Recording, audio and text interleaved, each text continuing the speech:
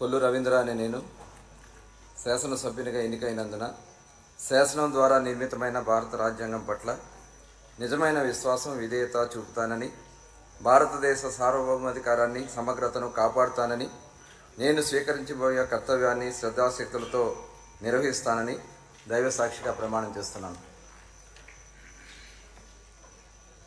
ఆంధ్రప్రదేశ్ శాసనసభ్యుడిగా కొల్లు రవీంద్ర అనే నేను సభ నియమాలకు కట్టుబడి ఉంటానని, వాటిని అనుసరిస్తానని, సభా మర్యాదలను పాటిస్తానని, సంప్రదాయాలను గౌరవిస్తానని దైవ సాక్షిగా ప్రమాణం చేస్తున్నాను.